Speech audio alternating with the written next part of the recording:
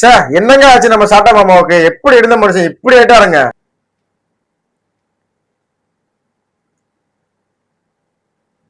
தூக்கத்திலோட டிவிக்கே டிவிக்கே விஜய் விஜய் விஜய் விஜய் விஜய் தான் புலம்பி தவிக்கிறாப்லையா மனுஷன். இப்படி ஆயிட்டாருங்க. நம்ம அண்ணியும் அண்ணன் வந்து இப்ப ஒண்ணு சேர்ந்துட்டாங்க. குடும்பத்தை கூட பாத்துக்கிற முடியல, பெத்த பிள்ளைய விட்டு போயிட்டாரு. ஏன்னா பொண்டாட்டிய வச்சு வாழ வைக்க வக்கில்ல, ஏன்னா எப்படி ஒரு தமிழ்நாட்டை வந்துட்டு காப்பாத்த போறாரு அப்படி இப்படின்னு நம்ம சாட்ட வாடகை மாமா வந்துட்டு என்ன அவங்க வாயில வந்ததெல்லாம் அள்ளி விட்டாங்க. ஏன்னா இப்ப அண்ணி அண்ணன் வந்து ஒண்ணு சேர்ந்துட்டாங்க, டைவர்ஸ வாபஸ் வாங்கிட்டாங்க. அது மட்டும் இல்லாம நம்மளுடைய சங்கீதா அண்ணி வந்துட்டு சொன்ன ஒரு வார்த்தை தமிழ்நாட்டையே உலுக்கி இருக்கு. நம்ம அண்ணன் செஞ்ச அந்த செயலம் வந்து தமிழ்நாட்டுல மிகப்பெரிய பேசு பொருளா மாறி இருக்கு. அதை பத்தி முழுக்க முழுக்க நம்மளுடைய வீடியோல பார்க்க போறோம். வாங்க வீடியோக்குள்ள போவோம். மக்களே, நம்மளுடைய அண்ணி சங்கீதா அவர்கள் வந்து எதனால வந்து டைவர்ஸ் அப்ளை பண்ணாங்க, யாரோடைய தூண்டுதலின் பேர்ல பண்ணாங்க அப்படிங்கறதெல்லாம் இன்னும் வெளிப்படையா இன்னும் வெளியில வரல. ஆனா ஏதோ ஒரு சூழ்நிலையின் காரணமாக, யாருடைய தூண்டுதலின் காரணமாகவோ ஏன்னா டைவர்ஸ் அப்ளை பண்ணிட்டாங்க. அந்த டைவர்ஸ் அப்ளை பண்ணதுல இருந்து இந்த வாடகை வாய்கள் நம்மளோட அண்ணன் சாட்டனா இருக்கட்டும், என்ன மற்ற திமுக அவர்களா இருக்கட்டும், நம்ம உருட்டு நிதி அண்ணன் உதயநிதி அவர்களுடைய பேச்சாக இருக்கட்டும், ஏன்னா வாய்க்கு வந்ததெல்லாம் அளந்து தள்ளிட்டாங்க.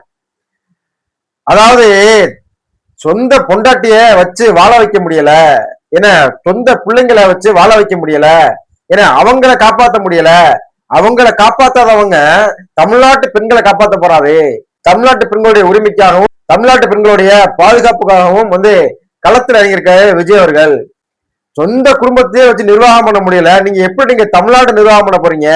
சொந்த பொண்டாட்டிக்கு பாதுகாப்பு கொடுத்து வீட்டுக்குள்ள வச்சுக்கிற முடியல, ஆனா தமிழ்நாட்டு பெண்களுடைய பாதுகாப்புல எந்த கான்பிடன்ஸுமே இல்ல அப்படின்ட்டு பேசாத விஜய் அவர்களுடைய இந்த வாடகை வகைகள் என வாய்க்கு வந்ததெல்லாம் அளந்து விட்டுருந்தாங்க. இன்னைக்கு அவங்களுடைய வாயிலாம் வந்துட்டு வாழைப்பழத்தை வச்சு விட்டாங்க நம்மளுடைய அண்ணி சங்கீதா அவர்கள். என்ன அப்படின்னா, நாங்க வந்து சேர்ந்து வாழ போறோம் அப்படின்னு முடிவு பண்ணி டைவர்ஸ் அந்த மனுவை வந்து திரும்ப பெற்றுட்டாங்க, வாபஸ் வாங்கிட்டாங்க. நம்மளுடைய அண்ணி சங்கீதா அவர்கள் தான் வந்துட்டு டைவர்ஸ் மனுவை வந்து கொடுத்திருந்தாங்க. டைவர்ஸ் கேட்டு கோர்ட்ல இது மனு போட்டிருந்தாங்க. நம்மளுடைய அண்ணன் வந்து டைவர்ஸ் கொடுக்கறதாவும் இல்ல, அந்த மனுவுக்கு எந்த விதமான விருப்பமும் இல்லை. அவரு நம்மளுடைய முதலமைச்சர் நினைச்சிருந்தா, ஏன்னா அவங்க டைவர்ஸ் கேட்டப்பவே ஏன்னா உங்களுக்கு என்ன டைவர்ஸ் தானே வேணும் அப்படின்னு ஒரே கையெழுத்துல முடிச்சுட்டு போயிருக்கலாம். அவங்களுக்கு என்ன வேணும், உங்களுக்கு செட்டில்மெண்ட் தான் வேணும், எவ்வளவு வேணும், ஏன்னா எங்கிட்ட இல்லாத பணமா இந்தாங்க வச்சுக்கோங்க அப்படின்னு செட்டில்மெண்ட்டை முடிச்சுட்டு எப்பவோ வந்து கடையை கிளம்பிட்டு போயிருக்கலாம். ஆனா அவங்க மனு போட்டாங்க. ஆனா விஜய் அவர்கள் வந்து ஏன்னா எதிர்த்து அந்த மனுவுக்கு வாதாடினாங்க, டைவர்ஸ் கொடுக்கல. இந்த டைவர்ஸ் கேஸை பொறுத்த வரைக்கும் வந்து டைரக்டா வந்து மனுதாரர் தான் வந்து பேசணும். ஏன்னா வக்கீல் நம்ம மற்ற கேசுகளுக்கெல்லாம் வந்துட்டு லாயர்ஸ் பேசுவாங்க, நம்ம வந்துட்டு வெளியில நிக்கணும். ஆனா இந்த கேசுகளுக்கு டைரக்டா வந்து மனுதாரர் தான் பேசணும். ஏன்னா இது வந்து ஒரு வாழ்க்கை சம்பந்தப்பட்டது, ஒரு உணர்வு சம்பந்தப்பட்டது, ஏன்னா பின்னாடி வருங்காலங்களை சம்பந்தப்படுத்தின ஒரு கேஸ். அதனால ஏன்னா இந்த மாதிரியான கேசுகளுக்கு மனுதாரர் தான் பேசணும். அப்படிப்பட்ட ஒரு உணர்வு பூர்வமான கேஸ் தான் இந்த விவாகரத்து கேஸ்.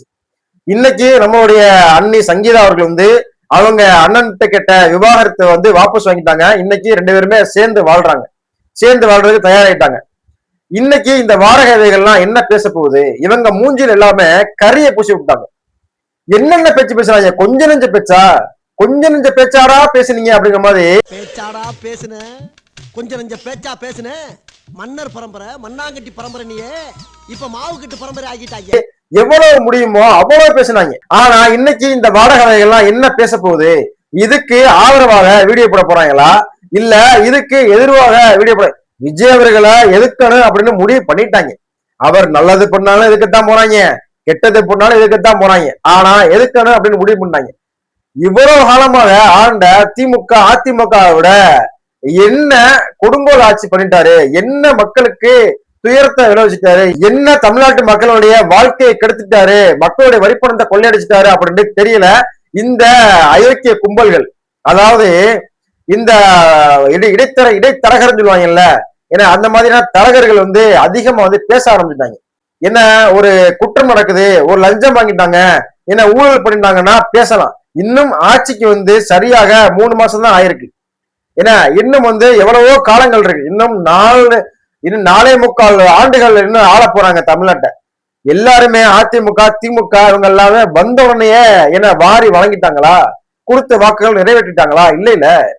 ஏன்னா ஐயா ஸ்டாலின் அவர்கள் வந்து 1000 ரூபாய் கொடுக்க போறேன்னு சொன்னாங்க, வந்தோடனே கொடுத்துட்டாங்களா? அவங்களுக்கு ஒரு சில கால அவகாசம் தேவைப்பட்டுச்சு. ஏன்னா வந்த உடனே வந்து இலவச பேருந்தை கொடுத்துட்டாங்களா? வந்த உடனே எல்லாமே செஞ்சு கொடுத்துட்டாங்களா? இல்ல. வந்த உடனே யாருமே செய்ய முடியாது. முதல் பட்ஜெட்லயே எதையுமே வந்து நிறைவேற்ற முடியாது. ஏன்னா தமிழ்நாட்டுக்கு அதிகமான தேவைகள் இருக்கு. ஏற்கனவே கடனை வாங்கி வட்டி கட்டும் நிலைமையில தான் தமிழ்நாடு இருக்கு. அந்த நிலைமையில தான் தமிழ்நாட்டை நம்மளுடைய தளபதி கையில கொடுத்துட்டு போயிருக்காங்க. இது தெரியாம தான் நீங்க ஆட்சிக்கு வந்தீங்களா? ஏற்கனவே கரண்ட் இருக்கு அப்படின்னு தெரியும்ல, தெரிஞ்சுதானே ஆட்சிக்கு வந்தீங்க. அப்புறம் என்ன கரண்ட் இருக்குன்னு சொல்றீங்க அப்படின்ட்டு இந்த மாதிரியான தற்கொலைகள் எல்லாம் கேட்கிறாங்க. கடன் இருக்குன்னு தெரிஞ்சுதான் வந்தாங்க ஆட்சிக்கு, கடன் இருக்கு தெரிஞ்சுதான் வந்தோம். ஆனா அந்த கடன் இல்லையா, இதெல்லாம் சரி பண்ணணும் இல்லையா? இந்த ஊழல், கரப்ஷன், கமிஷன் இதெல்லாம் சரி பண்ணணும் இல்லையா? அதுக்கு கால அவகாசம் வேணாமா? இந்த அதிகாரிகள் எல்லாம் எவ்வளவு பெரிய சிக்கல்ல இருக்காங்க, எவ்வளவு பெரிய சிக்கலை ஏற்படுத்தி இருக்காங்க. இடியப்ப சிக்கல் மாதிரி இருக்கு. இந்த இடியப்ப சிக்கலை சரி பண்றது உடனே முடியாத விஷயம். ஆனா கொடுத்த வாக்குல என்னைக்குமே தாவேக்கா அரசு தவறாது அப்படின்னு மிக மிக உறுதியா இருக்காரு நம்மளுடைய மாண்புமிகு முதலமைச்சர் விஜய் அவர்கள். தன்னுடைய சொந்த மனைவியை வச்சு வாழ முடியல, தன்னுடைய சொந்த மனைவியை துன்புறுத்துறாரு, எனது மனதாலும் உடலாலும் துன்புறுத்துறாரு அப்படின்ட்டு போய் வாக்குமூலம் கொடுத்துட்டாங்க, ஏன்னா டைவர்ஸ் கேட்டாங்க அப்படின்ட்டு கொந்தளிச்ச இந்த தரகர்கள் ஏன்னா இன்னைக்கு அவங்க சேர்ந்து வாழ போறாங்க, ஏன்னா டைவர்ஸ் மனுவை வாபஸ் வாங்கிட்டாங்க. இதை பத்தி நீங்க என்ன பேச போறீங்க? அப்படி தன்னுடைய மனைவி வேண்டாம், தன்னுடைய சொந்த மனைவிய வீட்டுல இருக்கக்கூடாது, வீட்டுட்டு வெளியில போங்க, போக சொல்லுங்க அப்படின்லாம் கடுமையான குற்றச்சாட்டுகளை பரப்புனாங்க. அப்படி தன்னுடைய மனைவி வந்துகிட்டு விட்டுட்டு வெளியில போகணும், தன்னுடைய மனைவியோட வாழ முடியாது அப்படின்ட்டு நிலைப்பாட்டில் இருக்கக்கூடிய அந்த நம்மளுடைய முதலமைச்சர் வந்து தன்னுடைய மனைவியினுடைய பேர்ல கிட்டத்தட்ட 40 லட்சம் ரூபாய் மாதம் வருமானம் இன்ட்ரெஸ்ட் மட்டும் வர அளவுக்கு டெபாசிட் பண்ணி வச்சிருக்காரு. ஏன் அதை எதுக்கு மனைவி பேர்ல பண்ணணும்? ஏன் தன்னுடைய பேர்ல பண்ணிக்கலாம், தன்னுடைய அப்பா பேர்ல பண்ணிக்கலாம், தன்னுடைய அம்மா பேர்ல பண்ணிக்கலாம். மனைவியை வெறுக்கக்கூடிய இந்த ஜோசப் விஜய் அவர்கள், ஏன்னா மனைவியை துன்புறுத்தக்கூடியவர்கள், ஏன்னா தன் மனைவியை வச்சு வாழறதுக்கு விருப்பம் இல்லாத இந்த நபர் வந்து எதற்காக தன்னுடைய சொந்த மனைவியினுடைய பேர்ல கிட்டத்தட்ட 40 லட்சம் ரூபாய் இன்ட்ரெஸ்ட் மட்டும், ஏன்னா வட்டி மட்டுமே பேங்க்ல இருந்து 40 லட்சம் ரூபாய் வரும் அளவுக்கு டெபாசிட் பண்ணி வச்சிருக்காரு. ஏன் அவங்களுக்கு விருப்பமானவங்க எத்தனையோ பேர் இருக்காங்க. ஏன் புஷியானது அவர்கள் மேல ஒரு 100 கோடி ரூபாய் டெபாசிட் பண்ணி மாசம் 40 லட்சம் ரூபாய் வரும், அதை வந்து என்னோட இன்னொரு அக்கௌண்ட்ல போட்டுருங்க, ஏன்னா இல்லாட்டா கட்சி செலவுக்கு பாத்துக்கிறேங்க, இல்லாட்டினா வந்துட்டு ஏழை எளிய மக்களுக்கு உதவுங்க அப்படி ஏதாச்சும் ஒன்று ஏற்பாடு பண்ணிருக்கலாம்ல.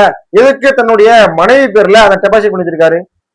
அது மட்டும் இல்லாம நம்மளுடைய அண்ணி அவர்கள், அதாவது சங்கீதா அவர்கள் என்ன சொல்றாங்க அப்படின்னா, விஜய் அவர்கள் எனக்கு உயிருக்கு இணையானவங்க, விஜய் அவர்கள் எனக்கு உயிருக்கு மேலானவங்க அப்படின்னு உருக்கமான வாக்குமூலத்தை கொடுத்திருக்காங்க. அப்படிப்பட்ட அழகான குடும்பத்தை பிரிக்கிறதுக்கு, பிரிஞ்சு வாழ்றதுக்கு ஆசைப்பட்ட இந்த அயோக்கியர்கள் இவங்க எல்லாம் என்ன பண்றது? ஒட்டுமொத்த தமிழ்நாடுமே இவங்க வந்து பிரிய போறாங்க, டைவர்ஸுக்கு அப்ளை பண்ணிருக்காங்க அப்படின்னு கேட்டோன்னே மிகப்பெரிய ஒரு ஷாக்கு. எல்லாருமே அதிர்ச்சி ஆயிட்டாங்க. ஏன்னா விஜய் அவர்களை பிடித்து இருக்கக்கூடிய மக்கள் வந்து இன்னைக்கு அதிகமான மக்கள் இருக்காங்க. அந்த அனைத்து மக்களுமே அதிகமான ஒரு அதிர்ச்சிக்கு உள்ளாயி இவங்க சேர்ந்து வாழணும், மறுபடிக்கும் இணையணும் அப்படின்னு தான் எல்லாருமே பிரார்த்தனை பண்ணாங்க. அந்த பிரார்த்தனை தான் இன்னைக்கு நிறைவேறி இருக்கு.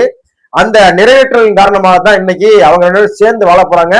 அவங்க வாழ போற அந்த காட்சிகளை எல்லாம் வந்து பார்த்து பார்த்து வயிறறிஞ்சு நொந்து நொந்து சாக போறாங்க இந்த இடைத்தரகர்கள் எல்லாம்.